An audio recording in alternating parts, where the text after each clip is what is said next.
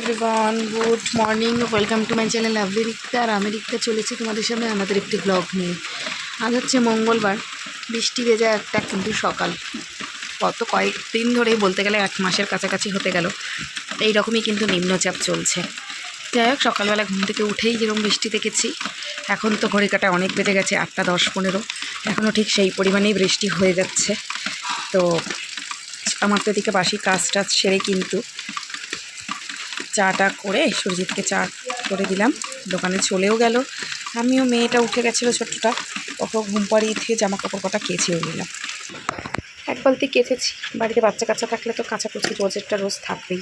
তো রবিবার দিন তো চলে এসেছিলাম বাড়িতে। রবিবার দিন তো আর কোনো ব্লগ শেয়ার করিনি, তোমরা লাস্ট উল্টোপাতের দিনে শনিবার দিনই ব্লগ পেয়েছিলাম, বড় ব্লগ। তারপর তো কিছু রিলস আপলোড করেছে। এই ভিডিওটা হচ্ছে চলে যেতে বাবা, কারণ স্টকে অনেকগুলো রিলস শর্টস ভিডিও জমে গেছিলো, সেইগুলো ক্লিয়ার করে নিই। আজকে একটু অনেক জায়গায় যাওয়ার প্ল্যানিং আছে, জানি না কী হবে। এই বৃষ্টি দেখে, বৃষ্টির মধ্যে তো বেরোনো হয় না। এখন শুধুমাত্র দুষ্টুমার রেনকোট আছে, আমার আর সুরজিতের রেনকোট নেই। আর যাবো তো আমি আর সুরজিৎ, আমাদের দুজনের করে কিছু আছে একটা বড় ছাতা, কিন্তু ওই বড় ছাতা কি আর রাস্তাঘাটে হাই রোডের উপরে গাড়িতে মানায় না, তার জন্য রেনকোটের প্রয়োজন হয়। আর রেনকোটের যে বড় পরিমাণে বিভৎস দাম, আমার মনে হয় না রেনকোট।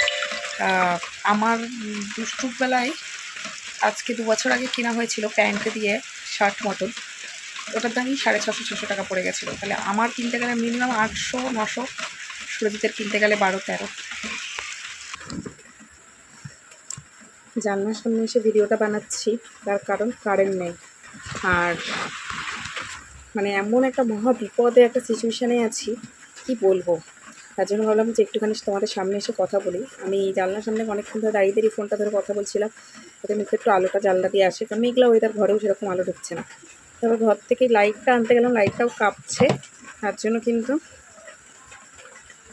কাঁপা কাঁপা আসছে। লাইট আনতে গিয়ে দেখলাম উঠে গেছে, তোকেও নিয়ে আসলাম। কারেন্ট হবে যতই যাই হোক, বাচ্চাদের, এখনকার বাচ্চাদের শরীর নাকি গরম।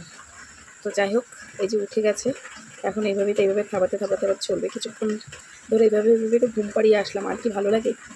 তো কারেন্ট নেই, রান্না হবে না। এবার ভাবছি যে রান্না হবে না কেন, গ্যাস শেষ হয়ে গেছে রবিবার রাত্রে সুরজিতের দোকানে, মেলার দোকানে। ওখানে একটা সিলিন্ডার থাকে, আর আমার বাড়িতে একটা সিলিন্ডার থাকে, তো ছোটো সিলিন্ডার থাকে। যে ওর মেলার ফুল সিলিন্ডার যদি শেষ হয়ে যায়, ছোটো সিলিন্ডারটা ও নিয়ে যাবে ওর মেলায়। আর আমার যদি রান্না করতে করতে আমার সিলিন্ডার শেষ হয়, তাহলে ছোটো সিলিন্ডারটা আমার রান্নার কাছে লাগবে। তো কিছুদিন আগে, মানে এই মেলাটা, রথের মেলার আগে গ্যাস শেষ হয়ে গেছিলো, তখন ছোটো সিলিন্ডারটা আমি ইউজ করেছিলাম, কিন্তু ছোটো সিলিন্ডারটা ফুলফিল করা হয়নি। তো বাধ্য হয়ে কী করতে হবে, ছোটো সিলিন্ডারটা ওরকমই পড়ে আছে। তার মধ্যে আমি সোজা রাতে বাড়ি থাকছিলাম না, উল্টো রাতে বাড়ি থাকছিলাম না, এদিক ওদিক ঘুরতে যাচ্ছিলাম, তার জন্য গ্যাস অতটা লাগছিল না। এবার ওর মেলা চলে এসেছিলো। এবার আমি ভেবেছিলাম যে ও মেলা তো রবিবার দিন স্টল খুলে নিয়ে চলে আসবে, শনিবার অবধি সোজা রথের মেলা। হিসাব কিন্তু পুরো পাট টু পাট। দেখো, রবিবার রাত্রে গ্যাস ফুরিয়েছে। ও যদি রবিবার দিন স্টলটা খুলে নিয়ে আসতো, তাহলে কি কোনো সমস্যা হতো না, কারণ ওর মেলাতে তো গ্যাসটা ফুরায়নি। ওই মেলার যেটুকুনি গ্যাস ছিল সেটা দিয়ে আমার রান্না হয়ে যেত, পরে আমি বুক করলে গ্যাসটা 2-3 দিনের মধ্যে চলে আসতো। যাই হোক, গ্যাস ঘরে কিন্তু মানে কাটা সিলিন্ডারের মুখ, ইউজ করা সিলিন্ডার রাখলে গ্যাস উড়ে যায়। তো সেই জন্যই গ্যাস কিন্তু আমার উড়েই গেছিলো এর আগে। তার জন্য আমরা গ্যাস বুকিং করে বা হাফ সিলিন্ডার এভাবে ঘরে ফেলে রাখি না, যতটা পারি একটু ক্লিয়ার করে রেখে দিই। আর ফোন করলে গ্যাস দিয়ে যায়, সেটা বুকিংয়েরও প্রয়োজন হয় না। তো স্টলও তো রবিবার খোলেনি, সোমবার খোলার কথা। রবিবার রাত্রে গ্যাস শেষ হয়ে যায়, সোমবার দিন গ্যাসের গোডাউন বন্ধ থাকে, ওটা গ্যাসের অফিস বন্ধ থাকে, তার জন্য রান্নাঘাটে কোনো গ্যাস সার্ভিস দেয় না। আশেপাশে কোনো বাড়িতে গ্যাস ছিল না। ইন্ডাকশানে ভাত করেছি। সুরজিতের মেলায় চিকেন শাটে নিয়ে গেছিলো, সেই চিকেন শাটেগুলো বিক্রি হয়নি বলে কাঠের থেকে খুলে ওগুলোকে আমি চিলি চিকেন করেছি, বাসমতি চালের ভাত করেছি, চিলি চিকেন, বাসমতি চালের ভাত। আর পিৎজার জন্য লাইটটা কাঁপছে আর বারবার আলোটা হচ্ছে আর যাচ্ছে। তা চিলি চিকেন করেছিলাম, বাসমতি চালের ভাত করেছিলাম। আর সকালবেলা আমি সুরজিৎ পরোটা খেয়েছিলাম, মেয়েকে ডিম সিদ্ধ করে দিয়েছিলাম ইন্ডাকশানে। মেয়ে ডিম সিদ্ধ কমপ্লেন বিস্কুট খেয়ে স্কুলে গেছিলো। আর করেছিলাম ও পিৎজার জন্য মাংস নিয়ে গেছিলো কষিয়ে, সেটাকে নিয়ে আমি আলু দিয়ে আরেকটু বাড়িয়েছিলাম। এই করে রবিবার দিন ইন্ডাকশান, এই সোমবার দিন চালিয়ে দিয়েছি। চা করা, দুধ গরম করা, আমার ইন্ডাকশানে রান্না করার জন্য সমস্ত বাসনপত্র রয়েছে, অসুবিধা হয়নি। আজ মঙ্গলবার, আজও তাই করবো, মানে স্টল খুলতে হবে বিকেলে, বৃষ্টির মধ্যে খুলবে বা কী করে, তো জানি না কখন খুলবে। ইন্ডাকশান করে নিচ্ছে, অসুবিধা হচ্ছে না, গ্যাসের কোনো প্রয়োজন নেই, তাড়াহুড়ো নেই। কিন্তু এই যে কারেন্ট অফ, এখন আমি কোথায় কী করবো, মানে আমি দুধটা যে জাল দেবো, দুষ্টুকে যে কমপ্লেন দেবো, তো স্কুল যাবে, যাই না। আদৌ বৃষ্টির মধ্যে গাড়ি আসছে, পাঠাবো কিনা জানি না। অনেকটা তোমার সামনে এসে বকবক করলাম, কিন্তু এই আপডেটগুলো শেয়ার করার জন্যই যে কীরকম সিচুয়েশানের মধ্যে আমি আছি। যে যাই আমি তোমাদের সাথে আমার সব কিছু শেয়ার করি, কী কিনছি না কিনছি, কী করছি না করছি, তাহলে এই জিনিসগুলো শেয়ার করবো না কেন? তার জন্য এই জিনিসগুলো একটুখানি তোমার সামনে এসে আপডেট দিয়ে দিলাম আর বকে নিলাম। আর দেখো আমার ঠোঁটে ভেতরে ভেতরে জ্বর থাকলে জ্বরটা হয় না, তো আমার সেরকম জ্বরটা হয়েছিল আর সেটা ফেটে গেছে। ফেটে গিয়ে এরকম একটা ব্ল্যাক স্পট হয়ে গেছে। তো যাই হোক, ও দেখতেই পাচ্ছ আবার ঘুমিয়ে গেছে। যাই ওকে নিয়ে পাশে গিয়ে শুয়ে থাকি আর দেখি কখন কারেন্ট আসলে সর্বপ্রথম দুষ্টুর দুধ জাল দেবো আর সুজিতে ডালিয়া বসাবো। কালকে পরোটা খেয়ে দুজনে চালিয়ে দিয়েছি। সবসময় পরোটা ভালো লাগে, তো আজকে একটু ডালিয়া করি যাতে দুজনের হয়ে যায়। আর সুরজিৎ আমি খাবো, আর মেয়ে যদি যেখানে মেয়েকে কী দেওয়া যায়, যদি সেরকম হয় তো মেয়েকে একটু ডালিয়া খেয়ে স্কুলে পাঠিয়ে দেওয়া। যদি স্কুলে না যায় তাহলে কোনো সমস্যা নেই, পরে নিশ্চিন্তে ম্যাগিটা কি করে দিলে ও খেয়ে নেবে। ওরা যেহেতু ইন্ডাকশান, একটা হবে একটা নামাবো, একটা হবে একটা নামাবো, তবে তো 3টে ওভেন যেমন আমি ধরিয়ে দিয়ে 3টে হয়ে যেত মানে এক নিমিষে, মানে একটার টাইমে আমার 3টে পদ হয়ে যেত, সেরকম তার হচ্ছে না। কিছু করার নেই, বাচ্চা সামলাও। বৃষ্টিতে জামা কাপড় কোথায় মেলবো? ফ্যান চললে জামা কাপড় মেলে দিলে জল অত নিচে পড়ে না, হাওয়াতে টেনে নিই নেয়। কারেন্ট নেই বলে বালতিতেই রেখে দিয়েছি, জামা কাপড় এখনও মেলতে পারিনি। তো চলো, আজকে এক জায়গায় যাওয়ার কথা আছে, ফিঙ্গার ক্রস যেন যেতে পারি, নাহলে এই প্ল্যান ক্যান্সেল হতে হতে আর ভালো লাগছে না। পরে দেখা হচ্ছে। দেখো দুধটা দিয়ে গেল বলে দুধটা জাল দিতে বসিয়ে দিলাম।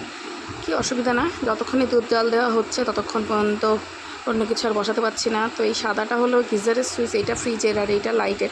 তো ফ্রিজটাকে সারা রাত চলেছে বলে এখন বন্ধ রেখে ফ্রিজের বোর্ডেই আমাকে ইন্ডাকশানটা অন করতে হচ্ছে, কারণ ওইটার ভোল্টেজটা একটু বেশি টানবে। আর এটা চাটা করেছিলাম, একটুখানি চাল রয়েছে আর এখন হাঁড়িতে জল দিয়ে রেখেছি। জানি না কী করবো, ভাত করবো না খিচুড়ি করবো, যেন চালটা আর ভেজানোর সাহস পাচ্ছি না। তো এখনই দুধটা ফুটে উঠবে, তারপরে বসিয়ে দিলাম ডালিয়া। ডালিয়াটা হতে হতেই দেখো কারেন্ট চলে গেল। ভাগ্যিস ডালিয়াটা প্রায় লাস্টের মোমেন্টে হয়ে গেছে, একটু ঘেটে দিলে হয়ে যাবে। তারপর সবাই ঘুম থেকে উঠে গেছে, বৃষ্টির জন্য আর স্কুলে পাঠায়নি। তো ওকে বললাম তুই তোর কমপ্লেনটা একাই খা, কারণ বনুকে ধরতে হবে। এখানে কার্টুন চলছে, কার্টুন দেখা হচ্ছে আর জামা কাপড়গুলো এরকমভাবে এই সাইডে আর কিছুটা ওই ঘরের ওই দড়ি দিয়ে, আবার ওই প্লাস পাশের সাইডেও ছিল, আমি আর দেখাতে পারিনি সেটা। তো আলটিমেটলি দেখো খিচুড়ি বসালাম, সেরকম সবজিও ছিল না, লঙ্কা টমেটো আর আলু তার সাথে কুমড়ো, এই দিয়ে খিচুড়িটা ইন্ডাকশানে বসিয়েছি। একদম উবু হয়ে গেছিলো বলে একটু পড়েও যাচ্ছিলো। আর এখন যেটা দেখাচ্ছে, আজকে বাড়িতে জামাকাপড় যার কাছ থেকে কিনি বাকিতে, তার কাছ থেকে আরেকটা এক সেট প্যান্ট জামা কিনেছি। এখন যেহেতু 4 জন হয়ে গেছে, গাড়িতে শাড়ি পরে বসতে খুব অসুবিধা হয়, এখন ওয়েস্টার্ন ড্রেসই একমাত্র ভরসা। আর তার জন্য এইরকম জিন্সের একটা প্লাজো কিনেছি আর তার সাথে একটা টপ নিয়েছি। কোথাও এখন সেরকম যাওয়া নেই, বছর তো দীঘা যাবো না ভাবছি, এখনও পর্যন্ত শিওর বলতে পারছি না, প্ল্যানিং ওই রয়েছে, যাবো না, জানি না কী হবে। তো একটা টপ নিয়ে রাখলাম, ভালো লাগলো, যদি একটু লম্বাই আছে, হাঁটু থেকে একটু ওপরে কিন্তু কোমরের থেকে নিচে। আর এখন তারপরে আমরা বেরিয়ে পড়েছি, কারণ বৃষ্টিটা একটুখানি ধরেছে। তাই বললাম যে যাই বেরোই। প্রথমে দুটোকে আমার বাপের বাড়িতে ট্রান্সফার করব। দুষ্টুকে তো পড়াতে আসবে, মিষ্টুকে নিয়ে মা হয়তো কমিয়ে থাকবে, চেষ্টা করব দুষ্টুর পড়া ছুটি হওয়ার পরপরই ঢুকে যাওয়ার।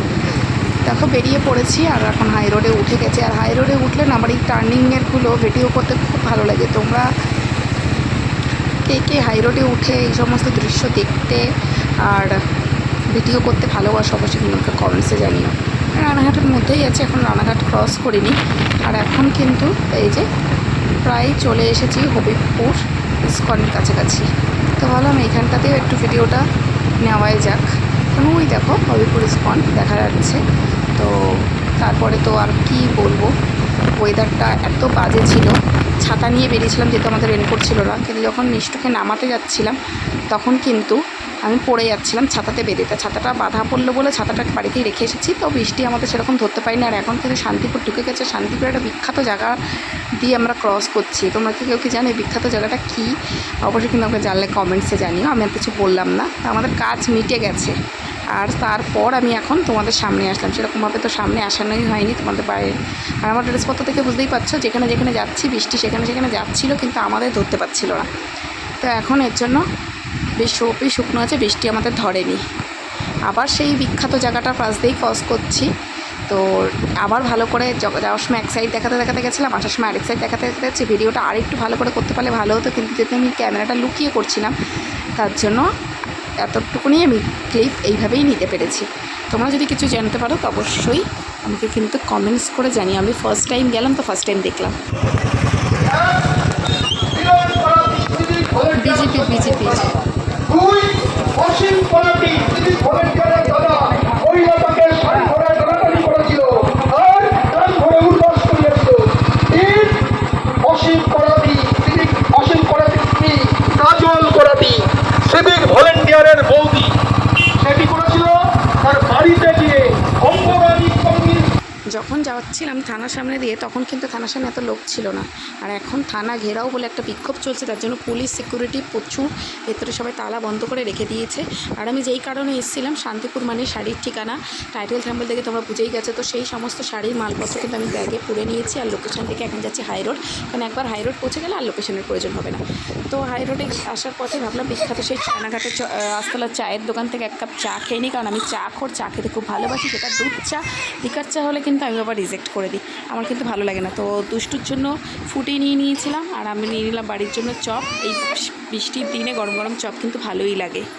যেমন কথা তেমন কাজ, বাইরে এক কাপ চা খেলেও বাড়িতে এসে আরেক কাপ খাবো না চপ মুড়ির সাথে, তা কি হয়? তা চপ মুড়ি বিস্কুট চা মা দিয়ে দিল। আর তারপর সবাইকে নিয়ে আবার চলে আসলাম বাড়ি। এসেই দুষ্টুকে হোমওয়ার্ক করতে বসিয়ে দিয়েছি, কারণ পরের দিনকে স্কুল পড়া দুটোই আছে।